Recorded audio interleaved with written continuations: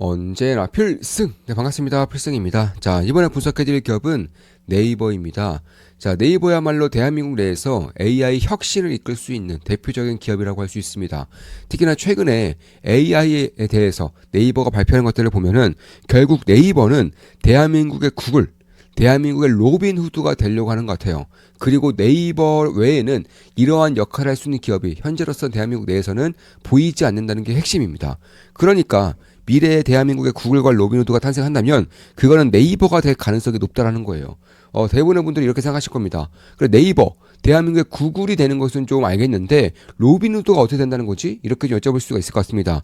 왜냐하면 로빈후드는 말 그대로 이제 대한민국 내에서 대표적인 금융사 혹은 소비자의 친화적인 금융사가 된다는 것이고, 대표적으로 뭐 주식부터 시작해서 선물 옵션이라던가 아니면 코인이라던가 더 나아가서 STO, NFT 대부분의 것들을 거래할 수 있는 시스템을 만들겠다는 것인데, 현재 네이버가 두나무를 인수하면서 이게 가능해진다는 거예요. 그러니까 오프라인 결제와 온라인 결제, 핀테크를 가지고 있으면서도 코인 시장을 네이버 안으로 집어넣게 될 경우에는 결국 미국에는 로빈후드가 있지만 한국에서는 네이버가 그 역할을 하게 될 수 있다는 것입니다. 일단 이번엔 네이버와 두나무의 그 합병 절차에 대해서 미래에셋이 이제 반발을 하면서 어느 정도 지연될 가능성이 꽤나 보였었지만, 최근에 나오는 이슈들을 보면, 최근에 나오는 정보들을 보면 결국에는 네이버와 두나무는 합병이 될 겁니다. 네, 합병이 될 거예요. 특히 미래에셋 같은 경우는 네이버 파이낸싱의 지분이 거의 없기 때문에 사실 미래에셋이 거절을 한다고 해도, 그러니까 반발을 한다고 해도 네이버 파이낸싱과 두나무의 그 합병을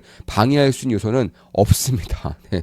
결국에는 이 네이버와 그리고 두나무의 합병에서 가장 중요한 것은 네이버와 두나무의 그런 의견이라는 것이고, 특히나 네이버는 어느 정도 의견을 피력했기 때문에 두나무의 대주주들의 이쪽에 대한 의견을 보여야 된다는 것인데, 일단 미래에셋이 반발을 하고 있다는 것이 뜬 것만으로도 두나무 측은 이렇다 할 반발을 하고 있지 않다라는 거예요. 왜냐하면 두나무 쪽에서 반발했으면은 미래에셋이 아니라 두나무 측에서 반발을 하고 있다라고 기사가, 정보들이 떴을 것입니다. 그게 훨씬 더 파급력이 크니까요. 근데 그게 아니라는 것만 보더라도 제가 봤을 때 두나무와 이제 네이버는 인수합병이 될 것이다, 이렇게 보고 있는 것이고, 네이버가 두나무의 편입을 통해서 스테이블 코인 사업을 확실하게 고속화시킬 수 있어요. 현실화시킬 수가 있습니다.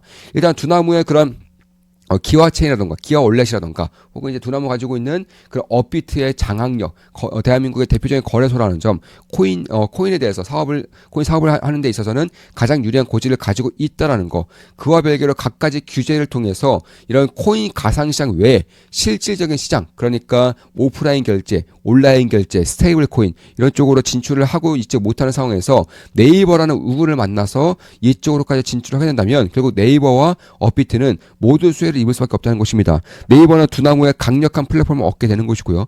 두나무는 규제로 인해서 더 이상 확장시키지 못했던 사업 비즈니스를 네이버의 등에 업혀서 확장시킬 수가 있게 된다는 것입니다. 이에 따라서 한국의 로빈후드, 네이버가 가는 방향이라고 한다면 결국에는 강력한 플랫폼을 통해서 이제 웹3에 대한 인프라 혹은 웹3에 대한 결제 인프라망을 깔겠다는 것이고, 뿐만 아니라 스테이블 코인은 물론이거니와 블록체인 기술을 덧입혀서 NFT라던가 STO라던가 혹은 이제 주식은 물론이거니와 코인, 옵션, 선물 이런 쪽으로도 거래를 틀 수 있게끔 만들겠다는 것이고, 이게 아마 올해 말 내년 초부터는 가시화될 가능성이 높아요. 그러니까 인수합병이 되고 나서 그때부터는 가시화될 가능성이 높다는 것이고, 그 외에 네이버는 뭐 워낙에 뭐 검색 감거라던가 뭐 전자상거래 혹은 핀테크 이런 쪽에 워낙에 잘하던 기업이었고 실적도 꾸준하게 올라오고 있어요. AI 시스템이 좀 발전을 하면서 검색 기반에 대한 사업 비즈니스가 상당히 약화될 것이라는 우려도 있었지만, 최근에 구글의 실적보다도 알 수 있죠. 오히려 검색의 시장이 훨씬 더 커지고 있는 것입니다. 검색 시장이 더 활성화가 되고 있는 거예요.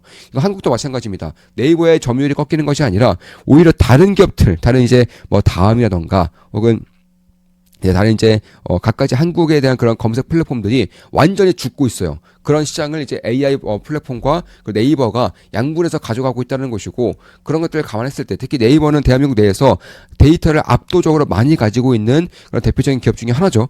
그런 것들을 필두로 했을 때 만약에 소버린 AI가 실질적으로 현실화될 경우에는 네이버가 그 핵심을 차지할 가능성이 상당히 높아지고 있다. 특히 카카오가 GPU를 한 장도 얻지 못하고 있는 가운데 네이버가 10만 장 이상, 20만 장 이상 이렇게 얻게 되는 과정 속에서 있다는 점에서 앞으로 네이버와 카카오의 AI 경쟁력은 하늘과 땅 차이로 벌어질 수밖에 없다는 것이고 결국 네이버의 아성을 어느 정도 잡을 수 있는 기업이 카카오에는 전무하다는 점에서 B2C AI 쪽은 네이버가 장악을 하는 그림이 나타나고 있다는 것입니다. 전 세계 AI 시스템에서 구글이 장악하는 것처럼 대한민국의 AI 시스템은 네이버가 장악하는 그림이 현재로서는 그려지고 있다는 거예요.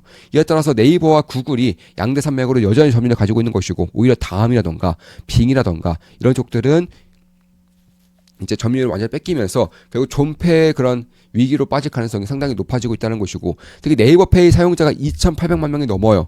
3,000만 명 가까이 네이버페이 사용하고 있기 때문에 여기서 스테이블 코인에 덧입혀질 경우에는 상당히 빠른 시일 내에 상당히 빠른 속도로 이게 사업이 정상화가 된다는 것이고 스테이블 코인에서 얻을 수 있는 수익은 대부분의 영업이익으로 찍히기 때문에 순이익으로 바로바로 찍히기 때문에 이쪽에 대한 실적에 대한 성장성과 밸류에이션에 대한 리레이팅 가능성이 상당히 높아질 수밖에 없다는 것이고 이미 대한민국은 내년부터는 스테이블 코인을 통해서 각가지 지원금, 보조금 등이 지급이 될 거예요. 내년부터 하나둘씩 지급이 될 겁니다. 그러니까 굳이 신청하지 않더라도 혹은 굳이 내가 어느 정도의 그런 자격이 있다는 것을 입증하지 않더라도 블록체인 시스템을 통해서 스테이블 코인을 통해서 내 콜드 월렛 지갑으로 혹은 네이버 파이낸싱 지갑으로 엠페이 월렛 지갑으로 스테이블 코인이 들어온다는 것이고 그 스테이블 코인을 통해서 온라인이든 오프라인이든 사용할 수 있는 그런 사용처만 만들어질 경우에는 상당히 편리한 그런 시스템이 될 수 있다. 세금 낭비도 훨씬 더 아낄 수가 있는 것이고 혹은 인력 낭비도 훨씬 더 아낄 수가 있는 환경이 만들어진다는 것입니다. 그러니까 지금 같은 경우에는 예를 들어서 디지털 화폐를 좀 신청을 하겠다 한다면은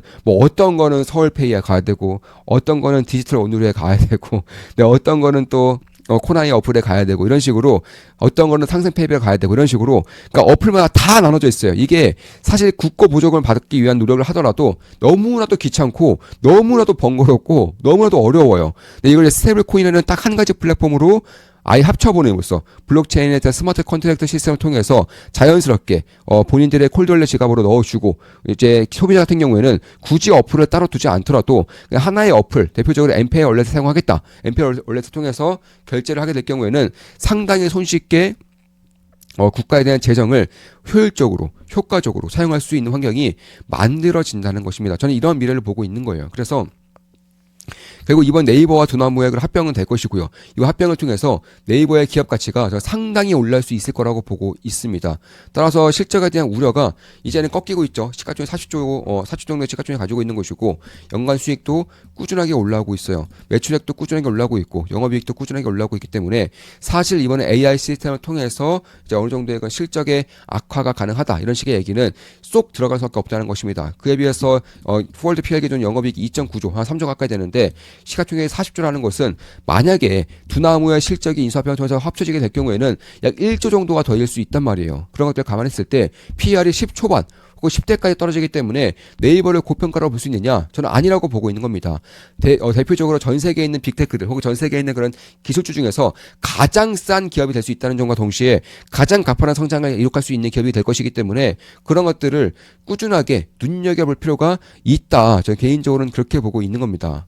따라서 그런 것들을 감안했을 때 지금 정도의 네이버의 주가가 고평가라고 보이지 않는 것이고 전 세계에서 이제 기술주 중에서 가장 가파른 성장을 보일 수 있다는 점에서 가장 저평가되었으면서도 가장 가파른 성장성을 보일 수 있는 기술주가 저는 네이버가 될 수 있다라고 생각을 하고 있는 것입니다. 특히 대한민국의 특성상 어느 하나의 혁신적인 제품이 들어오게 될 경우에는 그 혁신적인 제품이 굉장히 빠른 속도로 퍼지는 경향이 있기 때문에 스테이블 코인이 실생활에 쓰일 수 있는 환경이 내년부터 만들어질 텐데 그때는 높은 확률로 네이버가 기존의 플랫폼과 인프라망을 유지할 수 있다는 점에서 저는 이쪽에 대한 사이클을 상당히 크게 보고 있는 것도 사실이라는 것입니다. 결국 가야 할 길이라는 것이고 대한민국 정부도 대한민국 국회 같은 경우도 스테이블 코인에 대한 그런 법제화를 꾸준하게 이루고 있기 때문에 전 늦어도 내년부터는 이쪽이 현실될 것이고 국고에 대한 부조금, 재정 제출에 대한 그런 지원금 이런 것들도 스테이블 코인을 통해서 발행될 가능성이 상당히 높다라고 보고 있습니다. 특히 자체적으로 GPU 팜을 구축하고 있고 데이터 센터를 구축하고 있는 만큼 B2C AI는 네이버가 대한민국에서는 장악을 해 나가는 그런 환경이 만들어지고 있다는 것과 특히나 모건스탠리에서 이제 휴머노id 로봇 관련된 기업들 탑 500을 뽑으면서 그 중에서 한국 기업이 들어간 곳은 네이버가 유일해요.